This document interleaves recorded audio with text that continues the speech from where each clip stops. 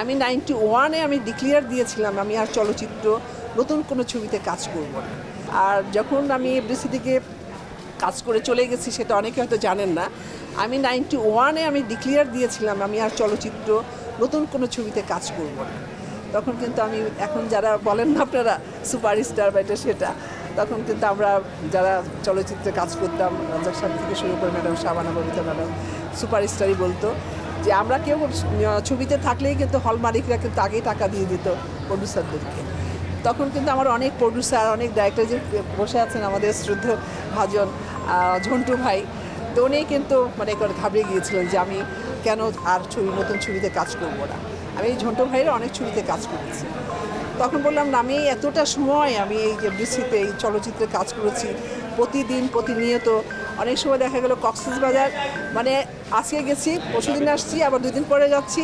আমি আর একটা সময় কিন্তু কো-প্রোডাকশনের ছবি অনেক ছবিতে আমি কাজ করেছি। যখন মানে বাংলাদেশ থেকে কো-প্রোডাকশন শুরু হলো তো ওই সময় কিন্তু অনেক দেশ বিদেশে যেতে হয়েছে, যার জন্য একটু টায়ার্ডও হয়ে গেছি আর কি। যাই হোক, তো আমি 91-এ ডিক্লেয়ার দেওয়ার পরে তখন আমার পুরনো ছবি শেষ করতে করতে 94 বা 5 লেগে গেছিলো। পরবর্তী চলে গেলাম লন্ডনে, সেটা আর কখনোই এফডিসির কথা মনেও করি নেই, তার সাথে যোগাযোগ করি। তবে আমাদের সিনিয়র যারা হিরো ছিল তাদের সাথে যোগাযোগ হতো।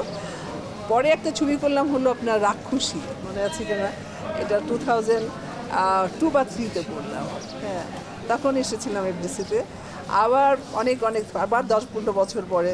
আবার কি এফডিসি থেকে হাওয়া হয়ে যাবেন না, হাওয়া না, এটা না, হাওয়া কখনোই হতে চায় না, কারণ যেখান থেকে আমার কি বলবো যে আমার পরিচিত, এখান থেকে তো প্রশ্নই ওঠে না হাওয়া হওয়ার।